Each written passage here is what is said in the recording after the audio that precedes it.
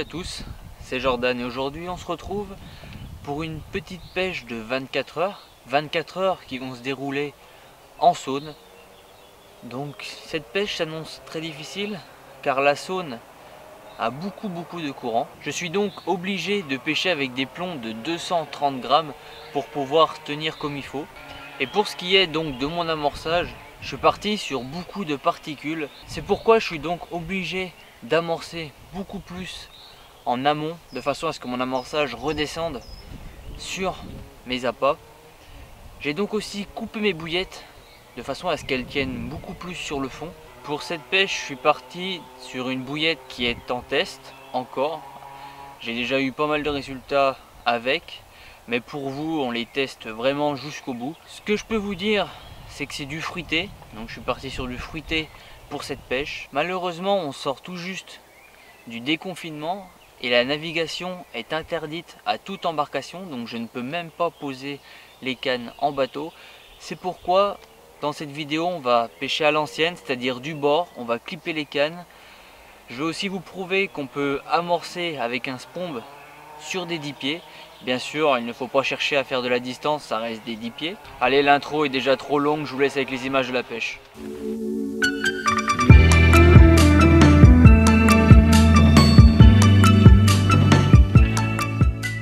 Donc vu que je vais amorcer avec un spombe, donc je vais partir sur un amorçage très simple.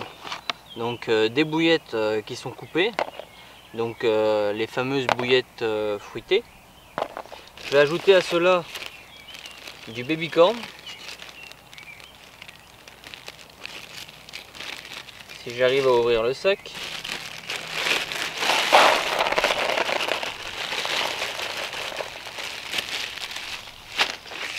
Je vais ajouter aussi de la graine qu'on peut retrouver donc chez KitKat.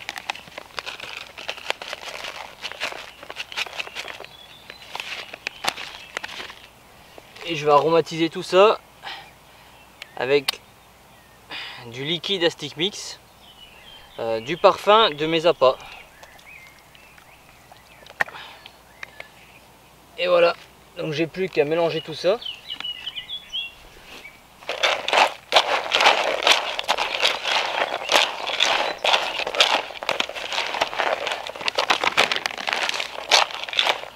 Voilà, donc le baby corn va fondre et va vraiment se désagréger dans l'eau, alors que toutes les petites particules vont faire fouiller les carpes et les appâts, donc les bouillettes, sont toujours là pour marquer et pour qu'elles puissent donc trouver mon appât, les habituer à cette odeur. Allez, on va aller amorcer tout ça.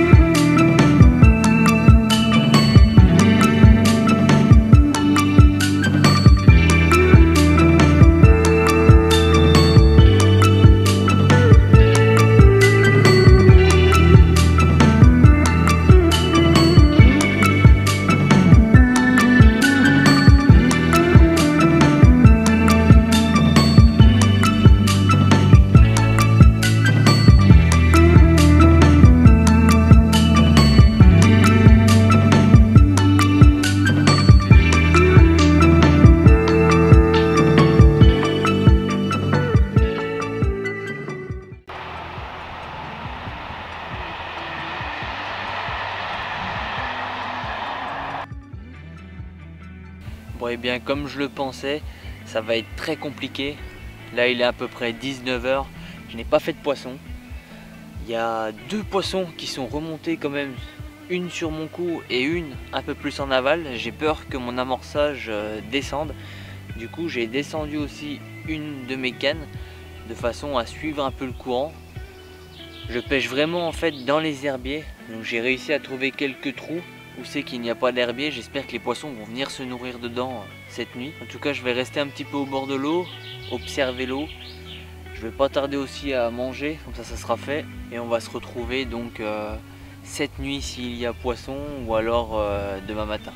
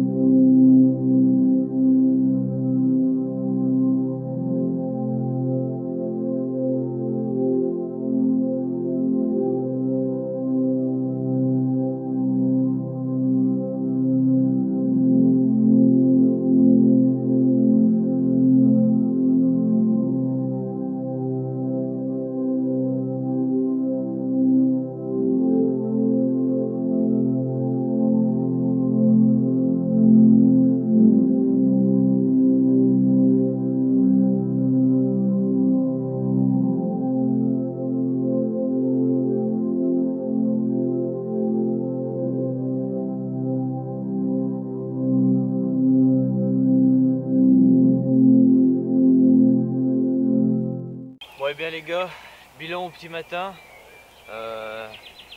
bilan un peu catastrophique. Donc je fais une casse ce matin et donc en relevant mes cannes, j'ai vu que ma canne de gauche avait un gros gardon après. Forcément avec un plomb de 230 grammes, il n'a pas pu tirer la canne, donc je n'ai pas eu de touche. La canne n'a peut-être pas pêché de toute la nuit. C'est pourquoi j'ai décidé de mettre ma canne bonus en bordure, un peu plus décalée du coup, et on verra si j'arrive à toucher un poisson sur la matinée. Donc voilà le gardon, un poisson hors norme. Oh, il a bouffé toutes mes billes, il y a de la bouillette au large. Oh, il chie jaune mes billes. Bon, il est dégueulasse, il est jaune, un poisson de fou. Oh là là, il est vraiment dégueulasse.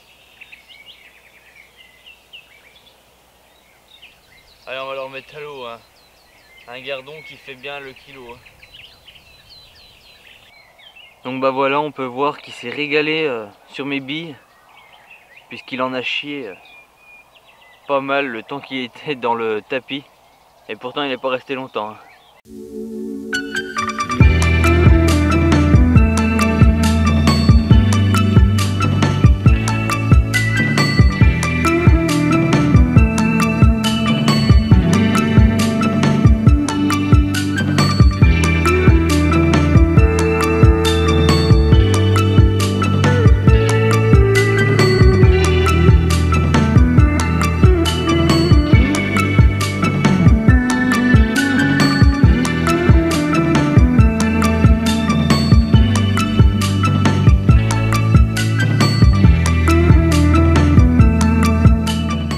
Et donc pour cette nuit, j'ai décidé d'utiliser les backleads car j'avais pas mal d'herbiers qui dérivaient en surface suite à la petite crue qu'il y a eu aux intempéries.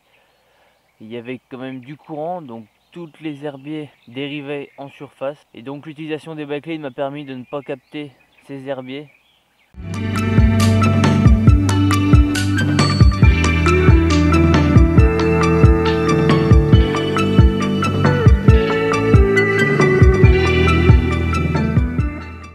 Bon et ben c'est maintenant la fin de la vidéo. Je n'ai donc pas réussi à sortir de poisson, car bon, j'ai quand même eu une touche, mais qui a fini sur une casse. Le bas de ligne qui a coupé, donc je ne sais pas, est-ce qu'elle s'est frottée sur une dressaigne, sur une pierre des fois dans l'eau. Bon, c'est des choses qui arrivent. Le gros problème aussi, c'est que je m'attendais pas à faire un gros miracle sur ce poste, et même sur les autres postes, car en fait la saune, j'ai pu remarquer que quand elle descend, et cette nuit elle est quand même bien descendue, j'ai vraiment du mal, voire je n'ai quasiment pas de touche lorsqu'elle est donc en train de descendre. Mais bon, c'est que partie remise et on se dit à bientôt pour une prochaine session.